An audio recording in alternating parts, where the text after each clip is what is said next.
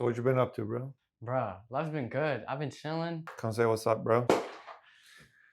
What's What's up, up, guys? everyone? What's up? Long time no see. It's been a whole week. Whole week, A bro. whole week. That's too long. What's up, everyone? Welcome to another live. By the way, if you guys want to pop in questions in the meantime, you guys can. We have like 15 questions today. 15? Yeah. Just about. I think, yeah, so it's about that. These are some spicy questions though. I think this might be the best one. You I'm trying ready? to see if we can get some controversial questions. 'Cause I feel Okay. like a lot of them are about Mm. business, which is good, Yeah. but I want to spice it up a little bit.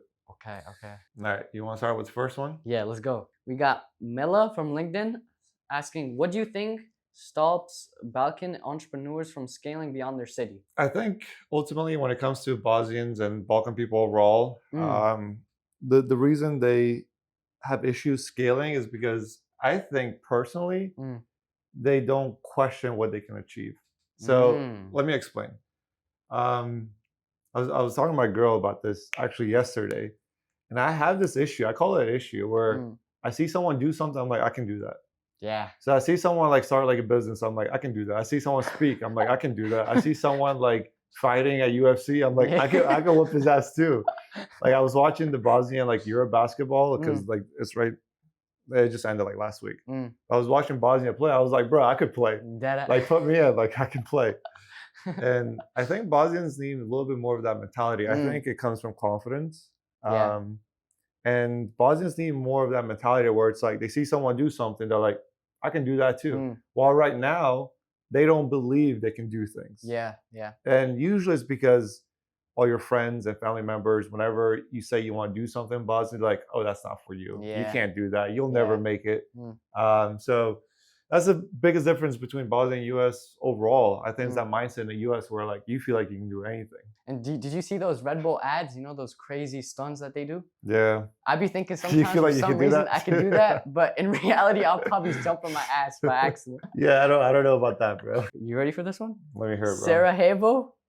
Sarajevo startup from IG. He said, what's one US marketing strategy that would work in Bosnia if more people applied it? Ooh. What do you think? I mean, the biggest thing with Bosnia, man, like anything works because like when competition is like so low, we always talk about this. What was the specific question? Like what strategy will work in Bosnia? Yeah, marketing strategy. I mean, dude, just run some ads. If I owned any business in Bosnia, I would just run awareness ads and just make sure everyone knows me. And then I would attach some kind of offer. That's all it is. Like some kind of special offer, maybe give them something for free. Whether it's like a consultation or if it's like a barber shop, I would give them like a free haircut. Yeah. If it's a coffee shop, I would like come by for a free cup of coffee. Because they're more than likely going to come back and it doesn't cost you much. Yeah. So bro, literally if like $5 a day awareness ads, maybe 5-mile radius, which is like what, 7 kilometers in Europe. Yeah, I would do that. Okay. Let me answer this one question here. Are digital products useful to make ebooks, courses? So it's useful, but I don't think it's useful for making money off of it. Now there are a lot of people that make money off of courses, but I don't know, to me, like it's more of like an asset to upsell to your bigger thing. So like being in a marketing space, we offer a lot of ebooks and a lot of courses for free just to give them that edge to kind of try themselves. And then most of the time they fail and then they're like, all right, this doesn't work. Let me hire the experts. The good thing there is also the fact that they value you more, because usually when someone hires like a marketing agency, they're like, oh, what are you doing? Running ads? I can run ads. My favorite thing is like when someone goes and tries to run ads and they fail and they come to us, they appreciate us more. So when it comes to all these assets, we just use them as lead gen. So free ebook, free courses, just offering as much for free so that we can use as lead gen. Now, do we sell coaching programs? Do we sell courses? We do. But again, it's for lead gen. The only reason that we sell it is not to make a whole bunch of money. It's just to make it legit conversion. Because if someone's willing to pay us $500 or $1,000, they're a lot more committed to what we give them in exchange versus just giving it for free. I mean, you guys know this. If you get something for free, you're like, okay, cool, I appreciate it. But if you pay for it, you value it a lot more. So even if you sell a course for $5, it's better than giving out for free, honestly. What's the next question, bro? We got Daniel from IG. What is your morning routine?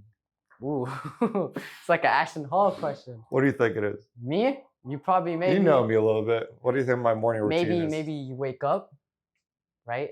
Maybe you'd go outside, enjoy the air. Okay. And then maybe after that, breakfast.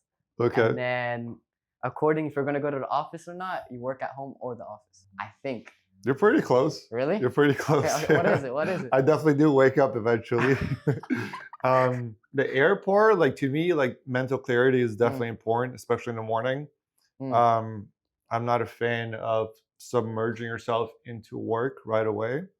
So whether it's, sitting on the balcony, going for a walk, or just chilling, I do like having that hour where I'm just like chilling, like just mental clarity. Yeah. And then like breakfast, and then I'll start working.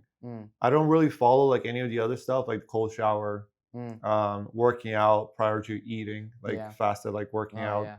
All those trends, I don't really like do them. And I'm glad this was a question because a lot of people that are trying to get into the business space, they see these wealthy people doing these things and they feel like they need to do it to become wealthy. But a lot of times I always tell people to connect the dots going backwards because he's doing it right now because it makes him feel better. But he didn't do that when he was barely making 1K, 2K, 3K, So like you have to understand, what are people doing right now? And are they doing it right now because it fits their lifestyle? Or did they do it when they were broke to get to where they are right now? They weren't doing cold plunges when they were broke. They weren't breathing and meditating when they were broke. Most of them weren't. So like if you try and like make it like them, try to see what they were doing at that time. Because the reason I value mental clarity right now is because our days are busy. They're hectic. Like there's so much stuff. So I need like that like peace so that I can handle the workload. But when I was broke, bro, no one was hitting me up. I didn't have clients like bitching and all that. So like I didn't need that mental clarity.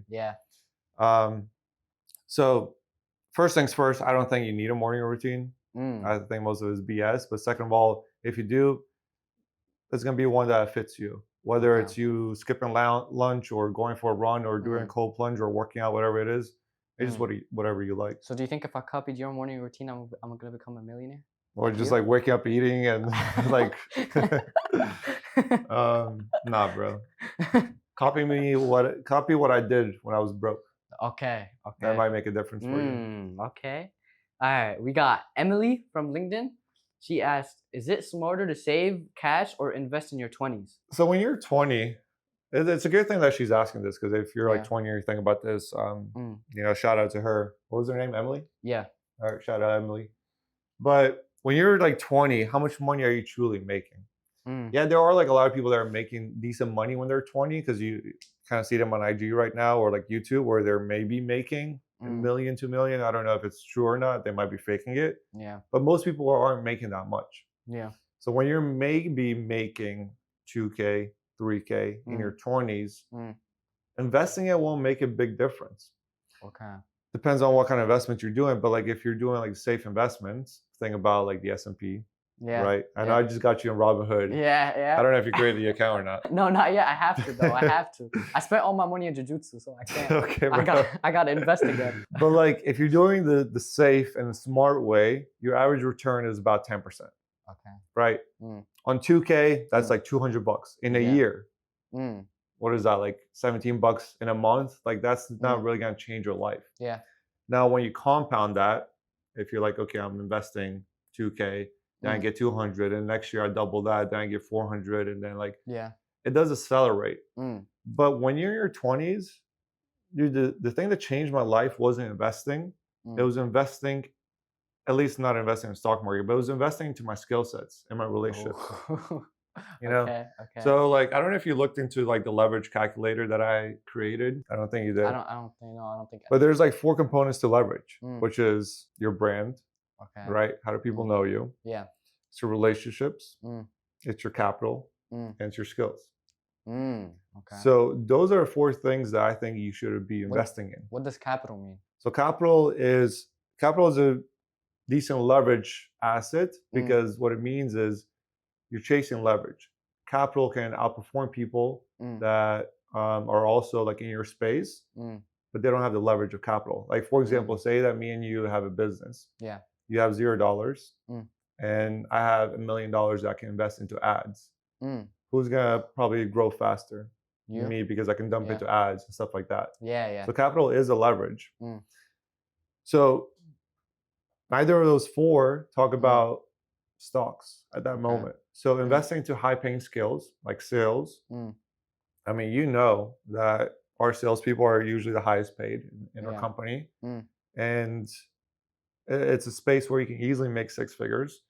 The next one is probably like running ads. mm, Um, Whether you start your own marketing agency or you work for someone, you can get to 80K mm, a year, 100K a year mm. with that job role.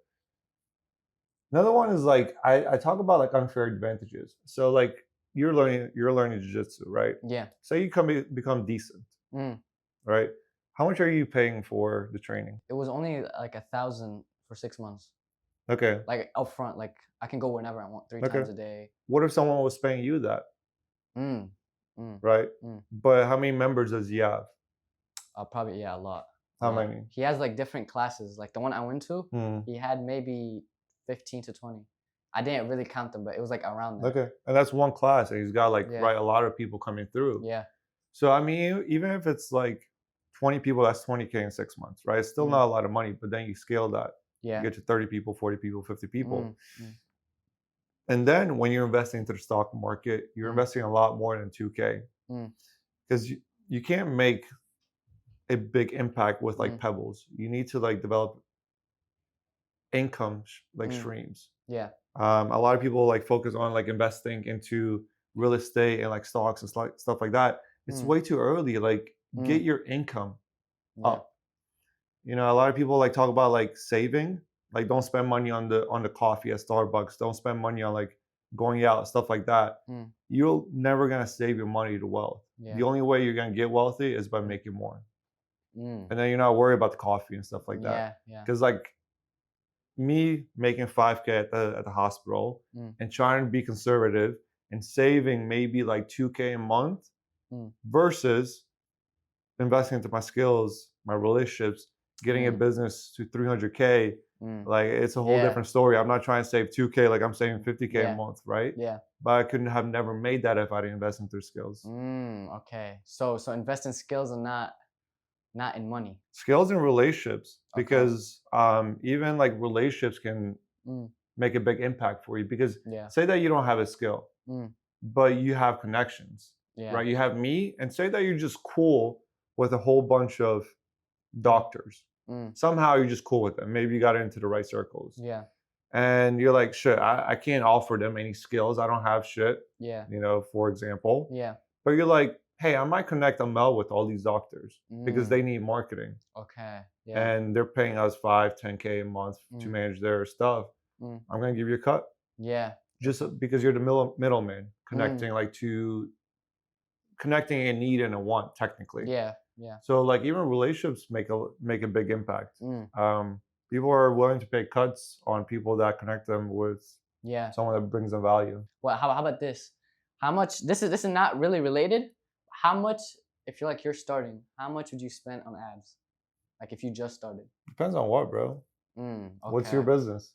My business? Yeah. What if it's like a marketing business and you just started? I mean, bro, you gotta spend something.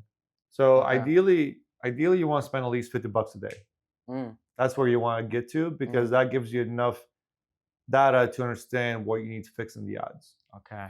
Anything below that, is it Mm, still worth it? I think it is because you learn how to create ads. You kind of like learn yeah. over time. Mm, You get your face out there a little bit, yeah. but until you get to $50 a day, you're it's not enough Yeah. momentum Yeah. to Yeah. make an impact. Yeah.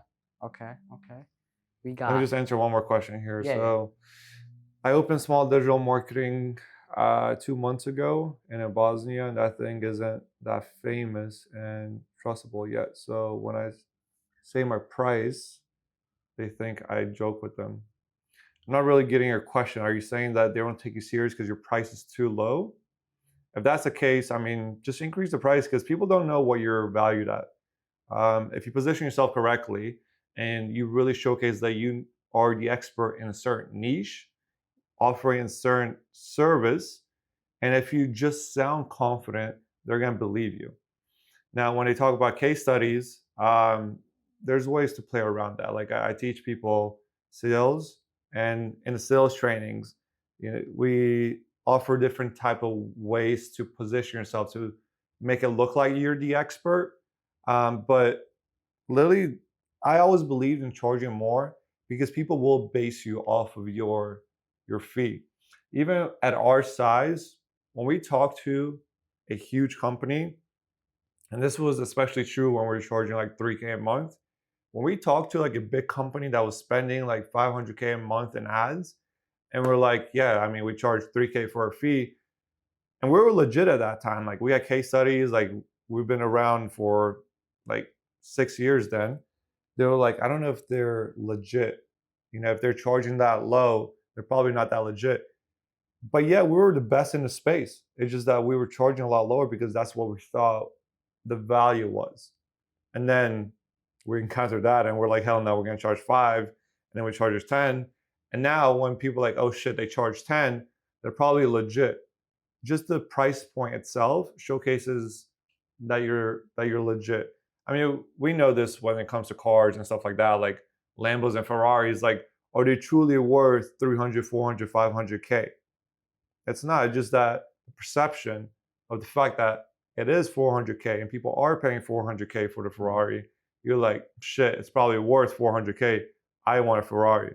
But I mean, how much more different is the mechanics between that and let's say like, I don't know, like a Corvette? Maybe it's double or 3 times, but it's definitely not like 40 times more. And it all comes down to perceived value. Yes, brate. Well, that name's too difficult. All right, let's hear it. What's the next Okay. one? We got Selma from IG. She said, "How do you stay motivated when you feel like your growth is slower than everyone else's online?" This one's good. This one's good. I want to know this too. You want to know all of it, bro. I know.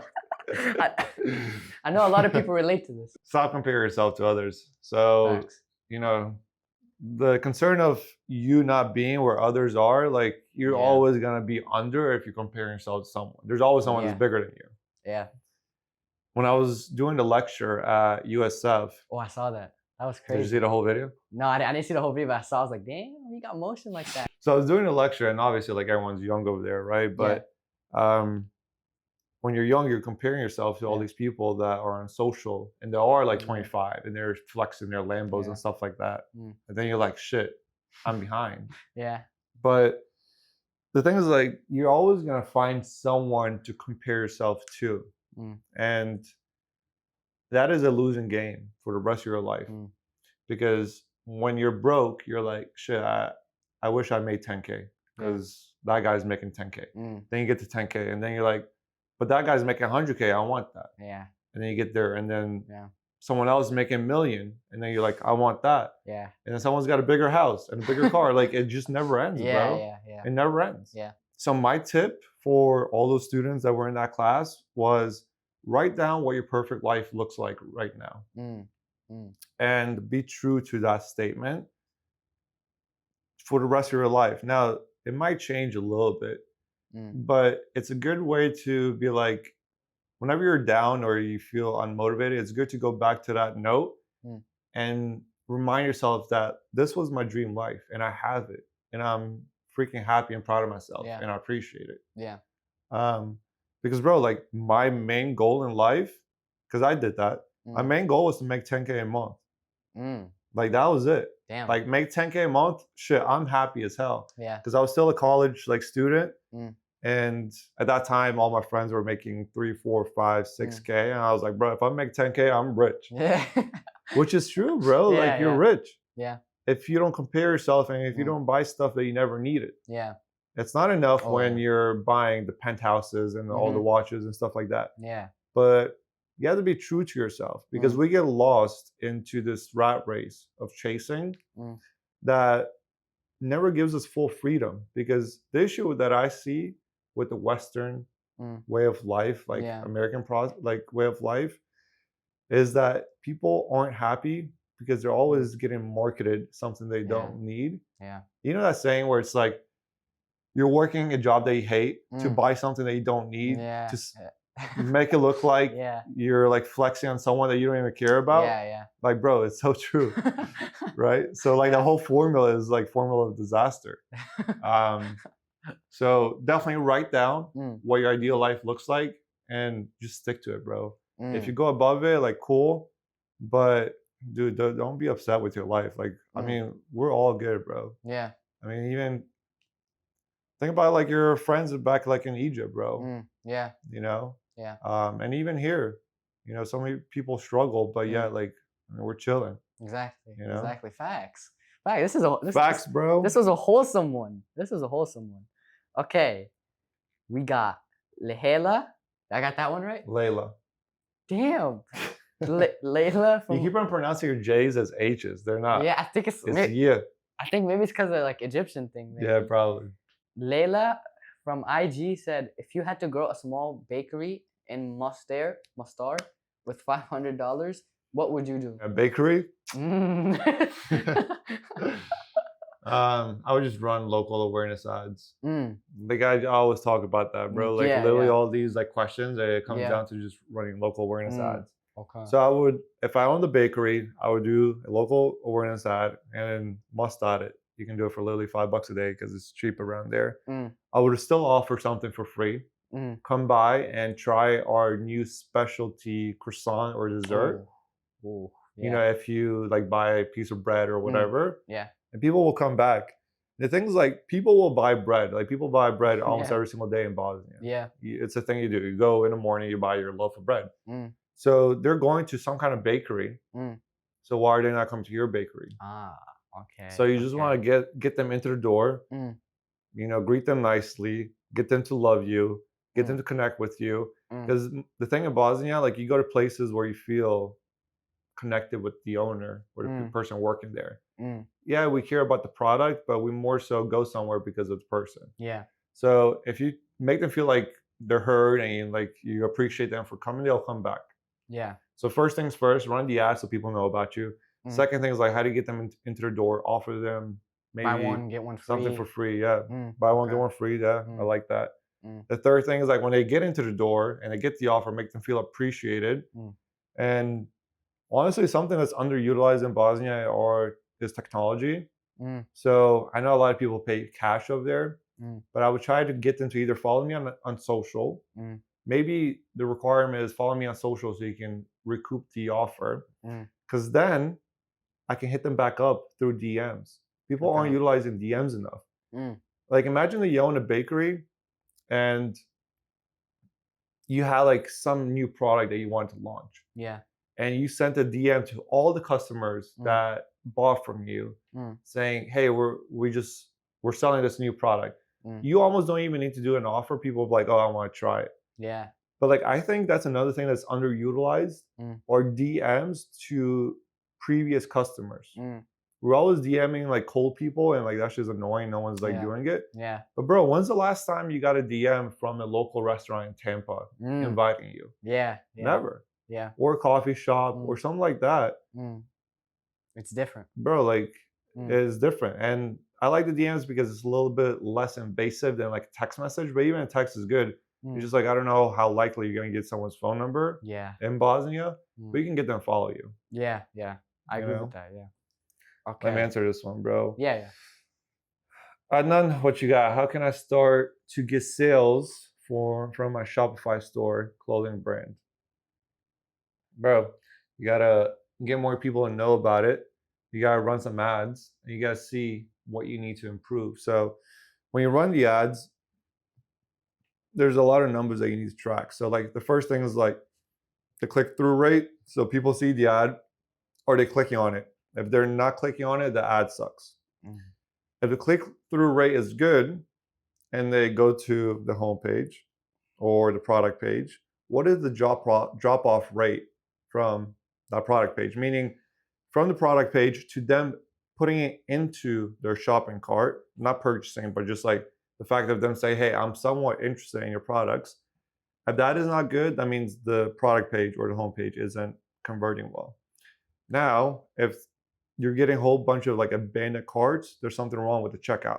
It's either the shipping price is too high, or maybe there wasn't enough of an incentive for them to actually complete the order.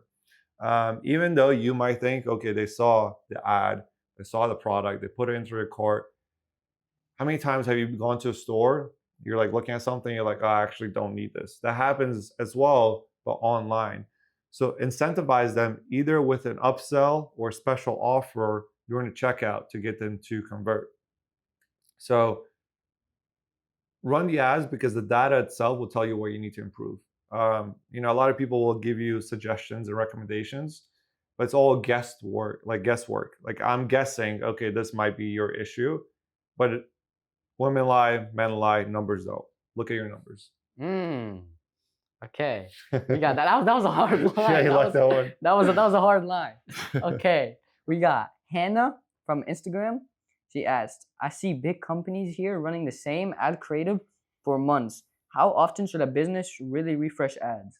Let me see how much you know about ads, bro. What do you think? Okay, wait. So ad creative, can you explain that? Because I have something, I have an answer, but I don't want to I don't want to get it wrong. I actually have an answer. Okay, it's the actual ad itself. That's all Yeah. it Okay. is. Okay. Then I feel like maybe if it's bad, right? I think that's the question. I think maybe they just see the same video every time, so they just skip through it. So Sure. like, they think it's the same video, which I think it is. So that's why they don't really watch it. I think if it's a new video, I think maybe they will like stay. I don't know. True. Maybe I'm wrong. Sometimes, because people like ask us this as well. They're like, how often are you changing the ads if we're running their ads? Like, Yeah. how often are you running new creatives? How often are you testing? How often Mm. are you doing all these things? And the rule of thumb is 70% of the ad budget should go towards things that are working, and 30% should go towards testing. So you should always test new things, but there isn't a true timeline, which what we call a shelf life Yeah. of an ad. Because an ad we might run for a week and it's asked and we shut it down. Yeah. We've had ads that we ran for a year, same video, same Damn. copy, but still converting. So why change it? Yeah. Right? But the thing is, like, every ad does have a shelf life. You just don't know how long it's gonna last. That's why you always need backups. That's Okay. why we always recommend doing 30% in testing. Because what we see happen a lot within agencies and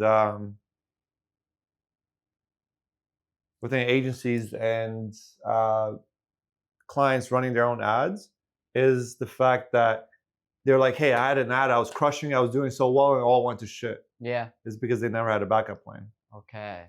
Okay. Wait, so let me get this like straight. Shelf life is like how long an ad lasts until it's dead, right? Until it's good, until it starts like dying out. What's up, bro?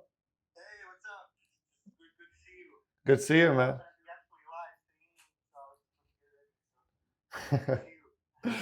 Nah, man. I try to do these and just mess around and try to give value.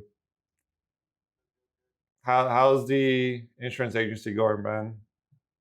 I'm actually just, you probably know the community, so I'm getting the constant phone calls, but it's usually not related to health insurance. It's always like some type of a social program or the applying for Medicaid and getting different types of needs, SSI. So it's just mostly questions about like these other programs, like social programs, and always how can get something in addition. Yeah. You know the deal. So. Yeah, 100%. Did you try running your own ads to generate leads yet or no? I know we were talking a little bit. I'm working with the field marketing organizations. So we do have our marketing team. So they usually pay for the Facebook ads, and usually they don't convert. Maybe like just Yeah. So that's not. I mean, my recommendation for you. I do that on my own, and it didn't work. So I was like, well, if you guys willing to spend money, go ahead. Yeah. The ad looks good, but it doesn't do it. Is it Meta ads or were they running the ads? Yeah. So Meta does work, man.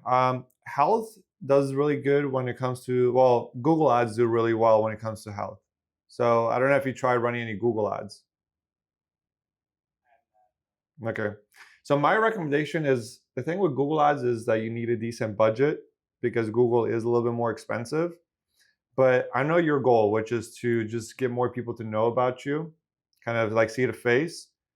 And I know that you're looking to target like the Balkan like community. What I would do is just run like an awareness campaign.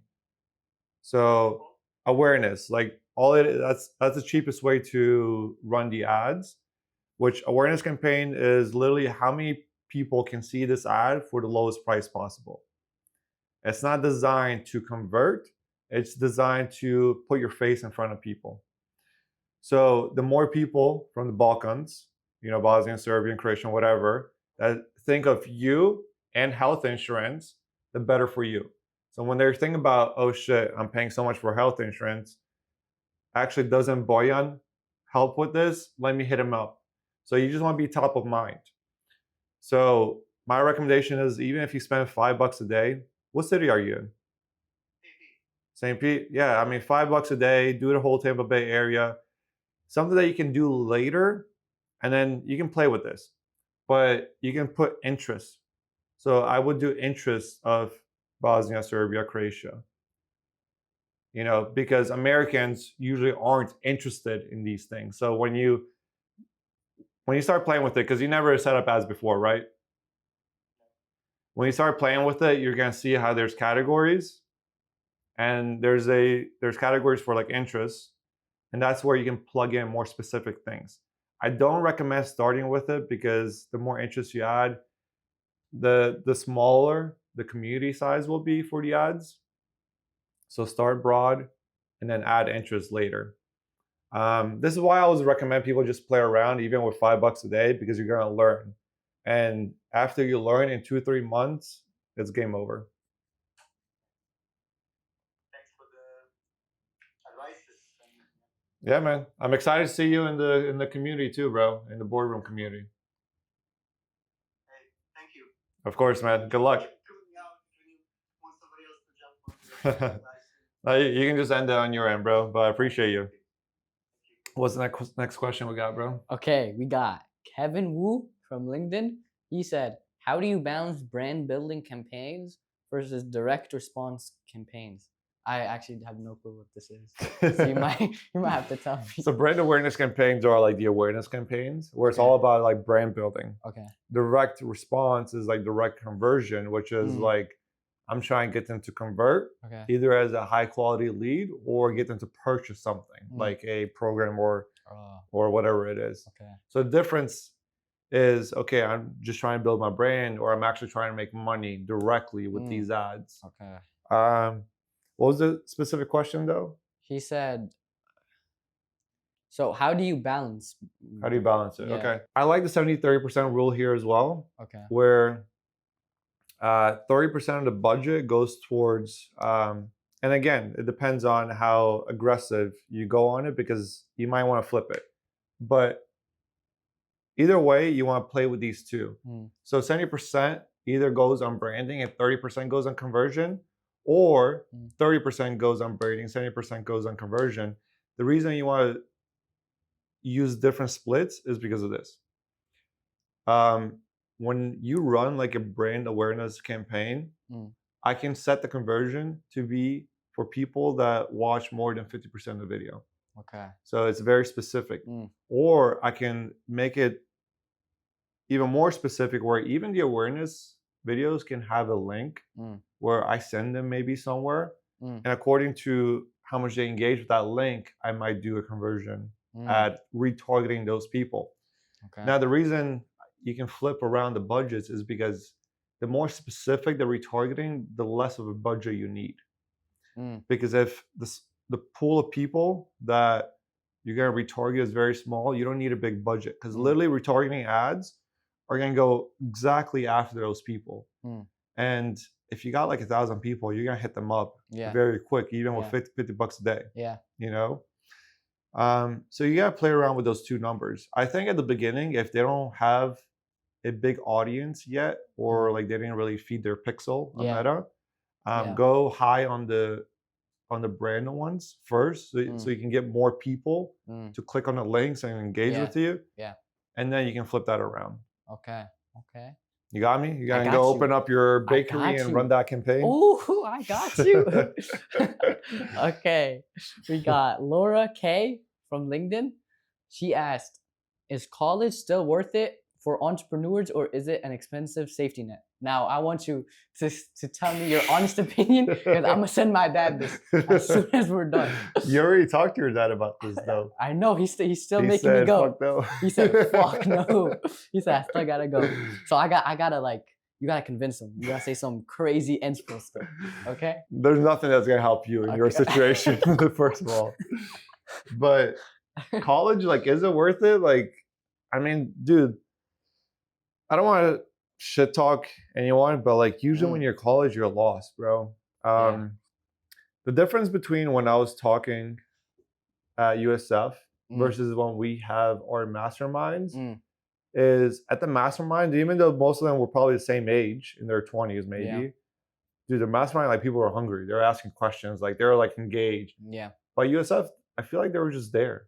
They're like, I'm here because I got to complete this class, and like, Yeah. if I get something out of it, cool. But if I don't even care. Yeah. Yeah. And my concern is the mentality of these like kids, because like, why are they not hungry?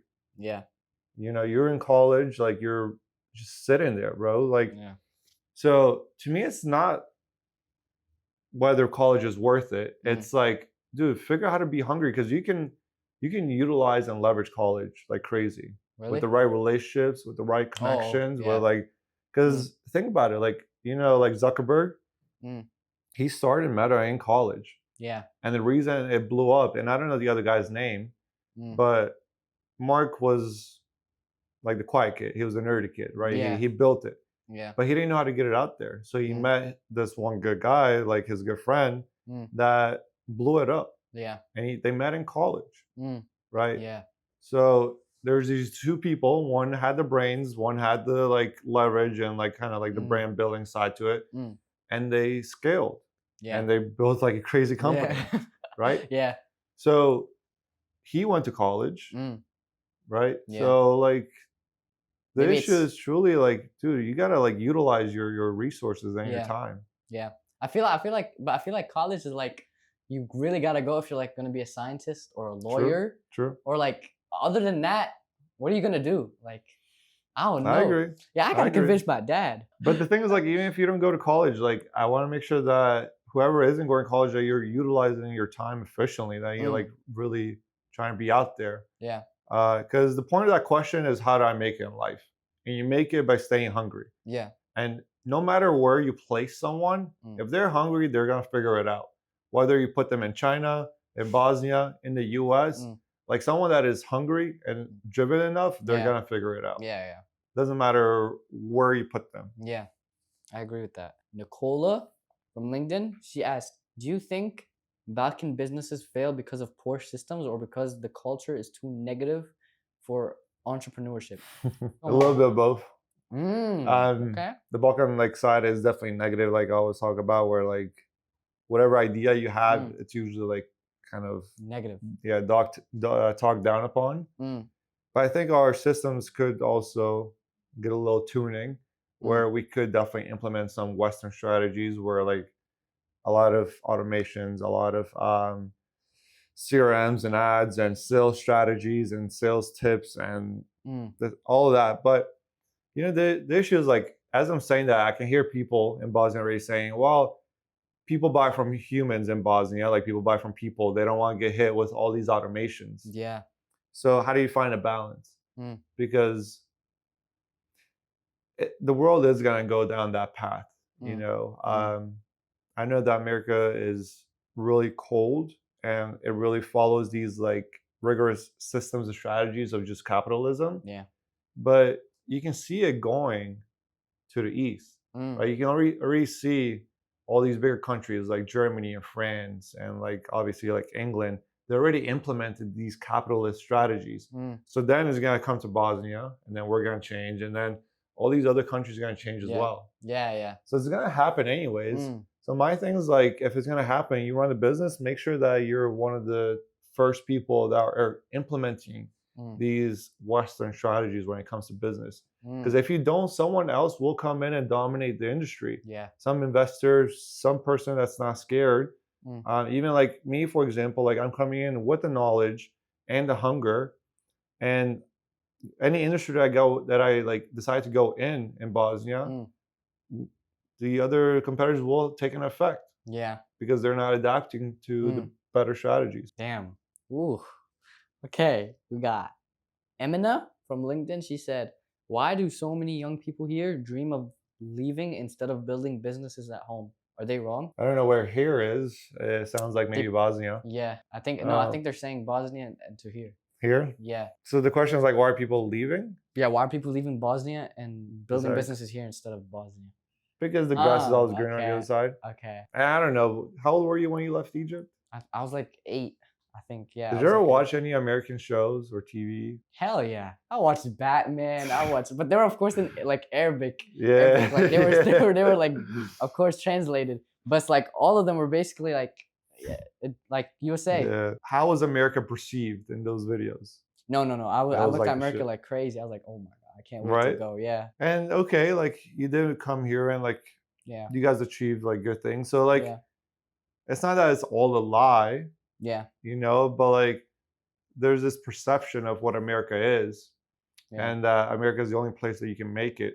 And I think a lot of it has changed over time too. Because keep in mind, bro, like a lot of the countries in the Middle East and like Europe, I mean, they've been recovering. Like Europe like went through like a big like issue like during the Second World War. Like it took them some time to like rebuild all these like cities. And then Bosnia like obviously went through like war 30 years ago. So like it takes time to build back up. I think Bosnia is at that place where like now like it's only like uphill, hopefully. Yeah. As long as there's no other issues. But I see like a positive ROI in investing into Bosnia. And I truly see value in there, bro, because like we always talk about like if businesses that aren't even dominating their marketing and they're doing well, I know that another person that has the same vision and comes in with maybe a better product, a better marketing, can take the market share as well. So yeah, I mean, there's people living good in Bosnia and there's people living bad in Bosnia. There's also people living good in the US and people living bad in the US. Yeah. You're gonna have both sides of the story no matter where you are. Now, where is there more opportunity? When you look at the volume opportunity, there's more in the US, but there's also more people going after that opportunity. So I think it's pretty even when it comes to the amount of people chasing the same amount of like opportunities. Okay. We got Robert from Instagram. He asked, "Do you believe in faking it until you make it?" Would you fake it till you make it? I mean, you're like, I'm doing that maybe, right now. Maybe. Why would you fake it till you make it? I feel like you get to like portray yourself different, and you get to like, because you're faking it. It's not, I don't think it's a good thing, but it's just for connections. Sure. I feel like maybe people will like take you seriously. Sure. Like, you know, I don't know if I'm. But what if they find out that you're faking it? Then I'm cooked. But nah, I didn't think that far through. I really didn't. But I mean, I don't know. I think faking it until you're making it is not that bad. Unless There's you're like a overdoing it. Unless there's you're, a line. Really? Yeah, exactly. Yeah, that's Yeah, what I like, mean. Yeah. If because you're I like mean, flexing every 2 seconds stories, Yeah. money, that's too much. That's too much. you know, like everyone fakes it till they make it in something. Yeah. Whether you're trying to, I don't know, pull a girl, you're faking something about you. You're like, oh yeah, lift like 240 at the gym. You're like, nah, bro, you don't. You're like, I just want someone's ass in jiu-jitsu. It's like, nah, you did, bro. You got your ass whooped. But you know, where's the line?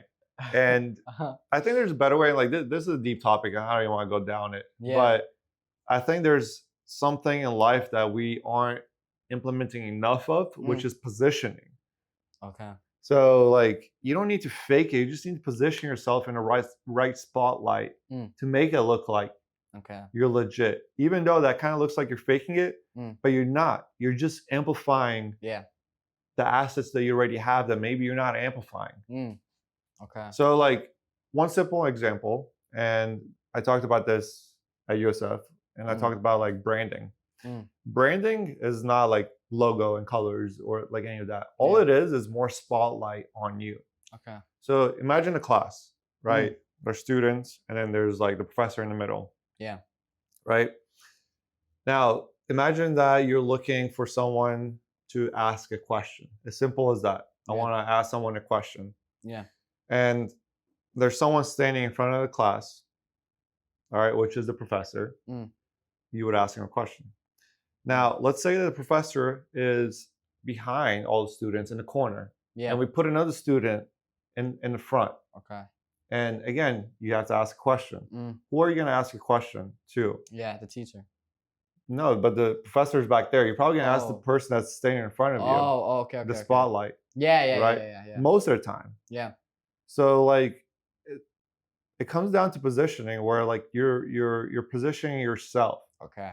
Right? The person that's in front of the class or speaking to the class position themselves as the go-to person. Yeah. Right? Yeah. Now, is he smarter than the professor? Probably not. Let's say that he's not. But he positioned himself there. Okay.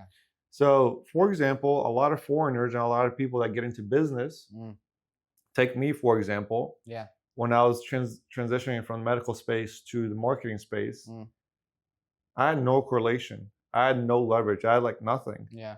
And most people would say, well, what do you know about marketing? Why would I pay you? Yeah. And most clients said that. They're like, dude, you just got into the marketing space. Why would I hire you to do my ads? So what was my positioning that I could have used there? It was the fact that I came from a medical field. Okay. So I put the spotlight on that. So what did I do? I started targeting medical potential clients, like doctors and med spas and stuff like that. And my pitch or my positioning was the fact that, hey, I understand the marketing field. I mean, the medical field. I understand your lingo. And what I would do is I would drop words that they only understood. Like subcutaneous. What does that mean? That means you're getting like a shot under your like fat, right? Yeah. And when we had a lead, and this was a true story, we had a lead that was looking for marketing companies, and we were talking to him, and he was doing the weight loss shots. And I actually pulled that like joker on him, the card that I had, and he was talking about the shots and stuff like that. I'm like, oh, like those are sub-Q shots, right? And he was like, oh yeah, it is. And he's like, it was just like question mark. He was like, how the hell does he know that? Yeah. And then later I'm like, oh yeah, because like I was in the medical field, so like I understand all this. And one big benefit for you for working with us is the fact that we understand the lingo, we understand how to break down the complicated medical terminology so that the average person seeing the ad understands the ad. He's like, oh fuck, like that's so smart. It's dumb. Yeah. But he's like, damn, you're the expert. Yeah. Okay. Right? Okay. So it's all about positioning, bro. Okay. I see what you're saying. We got Mark from LinkedIn. He asked, do you think AI will replace agencies? Ooh. Will AI replace agencies? I know. Will AI replace everything, bro? What do you think? I heard a lot of people, well, not a lot, but I heard people that are like scared about AI. Not people that are like mostly on Instagram, but like I see people that are like afraid that AI is gonna take over whatever they're doing. I don't think so.